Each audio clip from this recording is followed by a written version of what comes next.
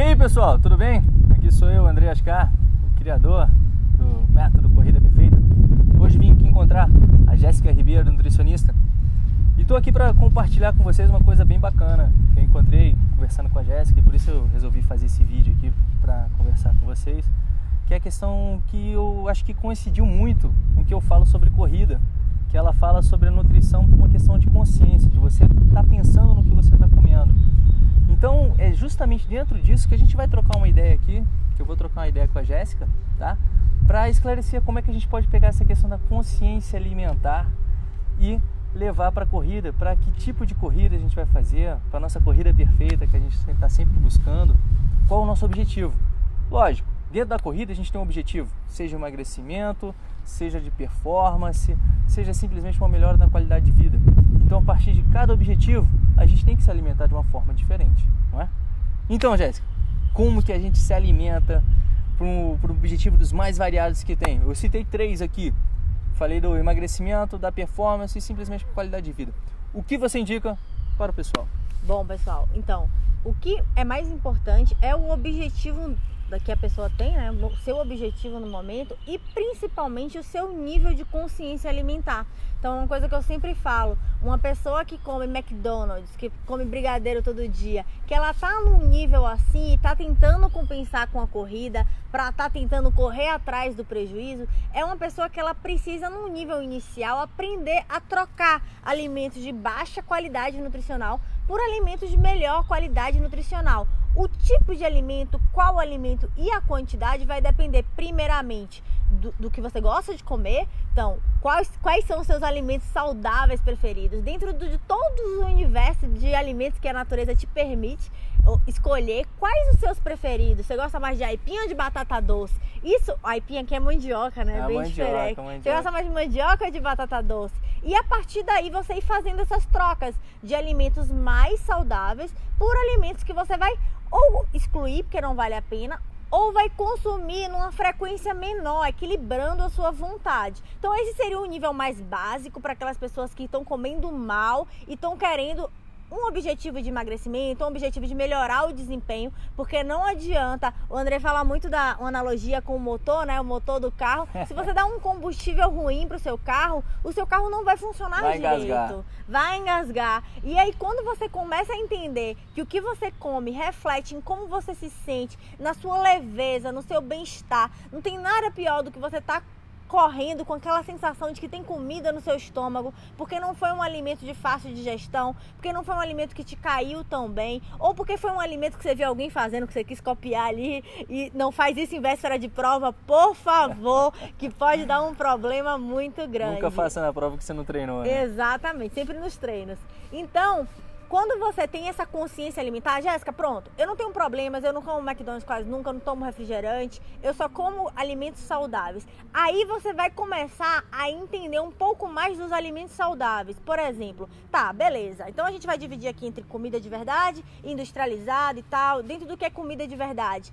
Existem alimentos de diversas características, né? Então você vai encontrar alimentos que são fontes de carboidrato, proteína, gordura. A partir do momento que você começa a entender qual que é a fonte do carboidrato na sua atividade física. Carboidrato é um nutriente que ele tem características especiais. É um alimento muito energético, completamente demonizado nos tempos de hoje, mas muito importante para quem faz atividade física, porque é ele que faz com que você tenha um estoque de glicogênio. O que é glicogênio? É o carboidrato que você deixa ali acumulado dentro do seu músculo, que te fornece ter energia durante o treino. Então um treino, a depender da intensidade, vai gastar mais ou menos glicogênio. Isso tem um porquê, isso tem um motivo. Você quer gastar mais, aquilo ali vai ter um gasto calórico depois maior. E assim, você entendendo o porquê dos alimentos, você começa a entender como que você pode fazer isso da melhor maneira? Como que você vai combinar aqui um alimento com o outro para você sentir bem durante o treino, né? Como é que você pode fazer essas combinações para que você tenha o melhor desempenho e o melhor resultado? Exatamente, nada como ter consciência, né, Jéssica, sobre o que você está comendo, o que aquele alimento tem, né?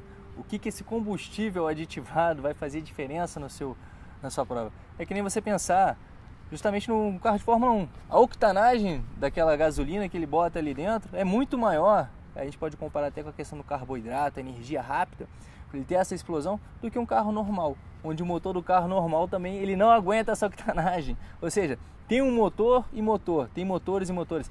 Tem que se saber para quem está sendo feito isso, quem vai comer o carboidrato, né? Qual motor vai receber essa gasolina, que tipo de nutriente você precisa.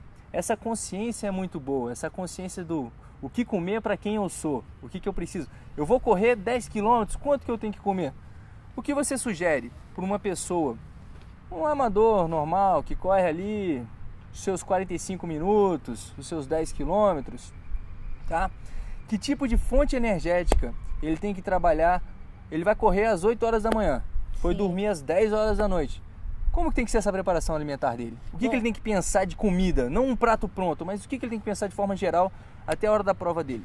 Claro que vai mudar um pouco de casos específicos para outro, mas de uma maneira bem geral, uma pessoa que treina de manhã, ela tem que se preocupar basicamente com 2 momentos. Claro que dentro de um contexto de alimentação saudável, mas eu diria que o momento antes de dormir é um período importante para essa pessoa, porque ela vai ter um tempo lá de recuperação, aquele glicogênio, ele vai sendo acumulado e no momento que ele acorda, talvez ele não tenha tempo para fazer uma alimentação mesmo consistente. E aí a alimentação noturna é muito importante. Então, depende, claro que as quantidades vão depender do objetivo. Se for uma pessoa para emagrecer, não é para sentar a mão nos carboidratos, mas se for uma pessoa que estiver pensando apenas em desempenho, eu diria para ter uma alimentação noturna com carboidrato, proteína e gordura também, uma alimentação mais completa, né? Uma alimentação completa mesmo, saudável, sempre pensando em alimentos saudáveis e pela manhã um alimento de fácil digestão.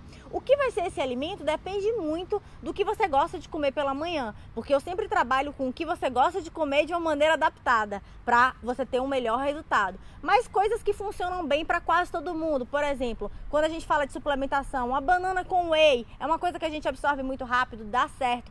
Eu particularmente, quando eu treino de manhã e sinto a necessidade de comer, eu gosto de comer ameixa, uma fruta com ricota, que também tem uma digestibilidade muito boa. Então você pensar à noite para você ter uma reserva boa de glicogênio e pela manhã um alimento que seja fácil de digestão, que seja de uma maneira para que você consiga treinar.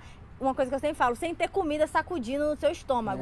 A principal conduta é você ter ali sangue onde o sangue precisa estar, na sua musculatura e não no seu estômago ali digerindo os alimentos. O interessante é que você não lembre que você comeu ali durante o treino. E aí num treino curto não há necessidade de você estar suplementando, salvo raríssimas exceções. Num treino curto não há necessidade de suplementação alguma, é só você controlar realmente o que você está comendo antes do treino, que você vai comer após o treino. Quando a gente fala de um treinamento mais longo, aí sim pode ser necessária a suplementação, que também deve estar alinhada e adequada ao seu objetivo, o seu peso, o tempo que você está correndo, a frequência, a intensidade que aquilo ali está sendo aplicada. E intensidade é um conceito relativo, né? É interessante você entender qual é essa intensidade, a intensidade subjetiva, para que assim a gente consiga alinhar da melhor maneira possível o que é que você vai comer, o que é o mais interessante para você. Legal, Jéssica. Agora tem uma outra dúvida, que às vezes até é um pouco mais específica. E eu sei que é algo que como eu posso dizer, tá me faltando a palavra aqui, Jéssica. Mas é o seguinte, a gente adapta o nosso corpo, a gente acostuma o nosso corpo a ter vários hábitos errados, assim como a corrida, onde a pessoa acostuma-se a correr de uma forma equivocada, que eu digo, onde ela pode tornar a corrida mais lesiva, onde ela acaba se machucando. Como da mesma forma a gente pode criar hábitos alimentares que acabam prejudicando a nossa performance. E um justamente desses hábitos alimentares, que a gente já falou, do combustível que a gente coloca para dentro, para ser melhor, e talvez até mesmo modificar o nosso motor. Como que eu posso tornar esse meu motor, o meu gasto energético, mais econômico com a energia que eu coloco para dentro? Tem a questão do consumir mais gordura. Será que consumir mais gordura vai me ajudar a ter um desempenho melhor? Ou devo consumir mais carboidrato? Quando que eu devo consumir mais carboidrato ou mais gordura dentro da minha dieta? Para justamente eu modificar esse motor, se eu quero fazer um motor de endurance, aquele que tem que consumir pouco e durar bastante tempo aquela energia, ou então só para pancada, para correr ali rapidinho. Qual o combustível? Qual a octanagem? Como é que eu trabalho isso na alteração do meu motor? Como que o meu organismo vai trabalhar no aproveitamento dessa energia? Porque sem querer já entrar na questão da nutrição, mas já entrando, a gente sabe que cada quebra da molécula de gordura te dá 9 calorias, enquanto a quebra do carboidrato te dá 4. Então, o que é mais inteligente? essa consciência da comida? Como é que a gente faz? Ótima pergunta, Andrei. Depende muito. Assim como no treinamento a gente trabalha com ciclos, quando eu estou trabalhando com atletas, a gente também trabalha com ciclos. Então, Legal. quando eu tenho um atleta mesmo na minha frente, sem ser aquele atleta que está ali apenas atrás de estética, porque tem gente que tem vida de atleta, mas está querendo mesmo estética, e aí não é o mesmo tipo de conduta. Agora, por exemplo, eu tenho pessoas que competem no que eu chamo de time, né? Nos meus pacientes são pessoas que competem. Então, geralmente, eu pego o período do ciclo do treino e eu analiso aquilo ali baseado no tempo de treino, no que aquela pessoa está querendo. Se a pessoa está querendo ficar mais leve para aquele treinamento, aí ela precisa de estratégias que façam ela emagrecer sem perder desempenho. E aí, nesse caso, é conveniente sim reduzir um pouquinho o carboidrato, porque quando a gente reduz um pouquinho de carboidrato, a facilidade de você conseguir emagrecer é um pouco melhor, né? O carboidrato, ele em excesso, ele dificulta bastante, e o atleta, ele tem os seus vícios de comer bastante, de tomar seus gelzinhos, que às vezes são desnecessários. Então, depende muito do ciclo. Eu gosto de fazer modificações e entendendo, a depender do ciclo que a pessoa está, o que funciona melhor. Agora, é um grande fato de que às vezes as pessoas competem, comem carboidrato demais e gordura de menos. E aí eles têm aquela energia pontual ali durante o treinamento e pouca energia depois, porque o carboidrato, ele é consumido muito rapidamente, a depender da intensidade que você aplica. Então, por exemplo, uma maratona é diferente de 100 metros. Quando você vai nos 100 metros, é interessante que você tenha o máximo de energia ali, aquela energia de fácil mobilização, e aí a gente pode pensar na creatina como um suplemento ergogênico, a gente pode pensar numa supercompensação de carboidrato, porque é ali, é aquele momento. Agora, se você já tem uma atividade em que não é importante aquela largada explosiva, mas que é importante a constância, que é importante que o atleta chegue bem, que ele se preserve, que você vai numa intensidade menor, claro, sempre lembrando que intensidade é um conceito relativo,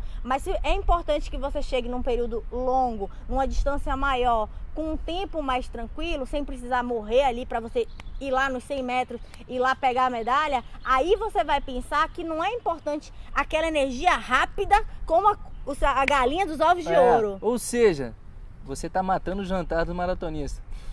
Aquele jantar de massa tradicional que o pessoal vai lá esperado para encher a barriga de carboidrato, tá pronto uma maratona, tem que comer um monte de carboidrato. O que eu geralmente indico é que a pessoa não mude muito ali naquele dia, tá? Então, treino, né? Tudo que eu vou fazer de teste, eu faço nos períodos de preparação. Eu não faço nada durante, por exemplo, eu quero testar aqui um suplemento novo. Vou esperar a pessoa ir lá para a competição para fazer? Jamais! A pessoa pode ter uma diarreia osmótica, a pessoa pode não se sentir bem. O psicológico dela, de saber que ela tá ali introduzindo uma coisa nova, pode afetar. Então essa é uma dica que eu considero até a mais importante. Não deixe para testar nada num período que seja importante para você, num período de competição. Teste tudo antes. Tenha muito cuidado com alimentos que você não conhece. Não testa, né? Dá prova errado. Não. E tem algum tipo de alimento, que eu costumo dizer assim, que atleta tem muito disso, que é alimento amuleto.